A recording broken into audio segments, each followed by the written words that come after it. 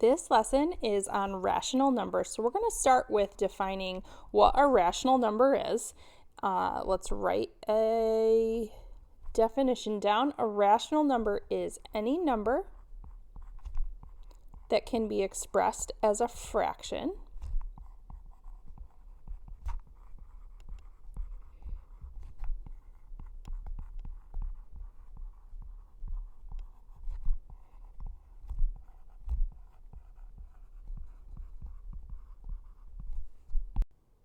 If we're looking at a number that might not be in fraction form, maybe it's in a decimal form, to decide if it's rational or not, one of two things needs to happen.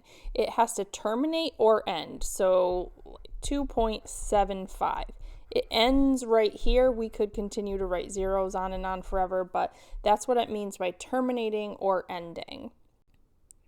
If it doesn't terminate or end, but it repeats with a pattern, it is also rational. So 3.767676 ... that is rational. This also could be expressed with a repetend bar. This right here is called a repetend bar, in case you didn't know that. So that just shows that a decimal repeats in that fashion on and on forever.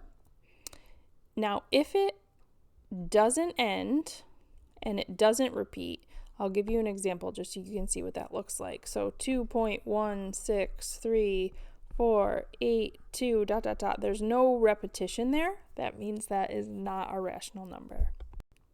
Before we get into practicing identifying numbers as rational or not, I want to just review converting a fraction to a decimal and a decimal to a fraction. So when we see a fraction like so, right here, 4/5 is how we would pronounce this. 4 is the numerator. This right here is the fraction bar, and 5 is the denominator. So if we think about this as a fraction bar, as this is division, you can also think about this as division. So this is 4 divided by 5, which we can plug into our calculator. You're always going to plug it into your calculator from top to bottom. So 4 divided by 5, and then that will give you 0.8. Ends right there. It terminates. So that means that this is rational. If we wanted to go the other way around to convert a decimal to a fraction, we need to think about the place values. So right here, this is just a chart, place values charts. There's the decimal point. We have the ones, tens, hundreds, thousandths on the whole number side. Then in the decimal side, we have the tenths, hundredths, and thousandths. So when we are converting from a decimal to a fraction, the first thing that we're going to do is find the place value that we're ending with. For example, if I have 3.52, we're ending right here at the hundredths place. Now, because this is the hundredths, we are going to take this 52 and put it over 100. And then we have our 3 as a whole number right there.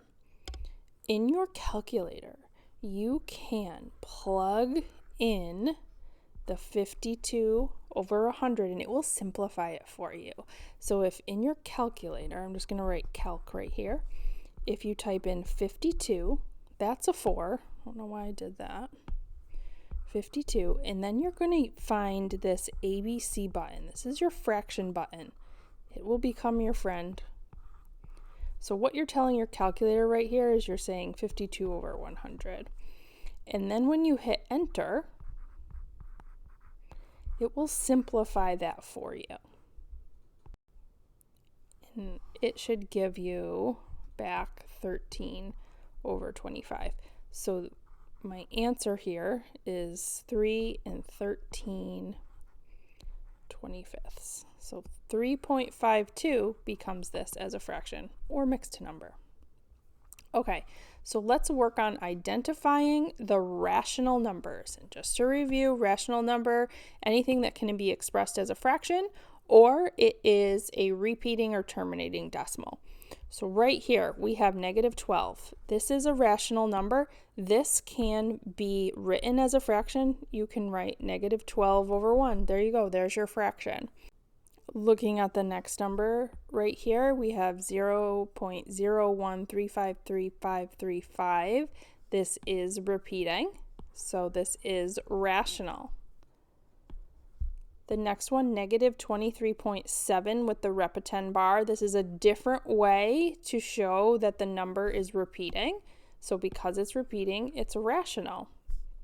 Now we have 1/3. This is a fraction. Any number that can be represented as a fraction is rational. So this is rational. And then we have 0. 0 can also be written as a fraction, 0 over 1. This 0 is a rational number. Go ahead and try the rest of these. Here's what I have for the rational numbers. The only two that are not rational because they are a decimal that does not repeat. We have this one right here and this one right here. As we continue on with our practice, we are going to convert each decimal into a fraction. So again, when you're converting a decimal into a fraction, you are first looking for the place value where the decimal terminates. This is terminating in the tenths place. So this is going to be 6 over 10 or 6/10. Now again, we want to put this in simplest form. So you can simplify this using the greatest common factor, or you can plug this into your calculator. This, we can divide both the numerator and the denominator by 2. This is what your calculator will do for you to get 3/5 as your answer. Now, when you have a negative number, that's okay. It just becomes a negative fraction. So again, this is to the tenths place. So we're going to put negative 1 over 10, and that is in simplest form. So go ahead and practice 2 through 12. Here are your answers, so check and see how you did. Just highlighting them real quickly. Okay, and now we are going to convert a fraction to a decimal.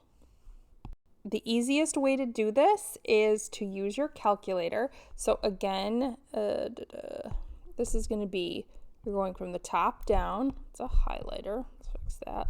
So this is going to be 1 divided by 8, and that's going to give you 0.125.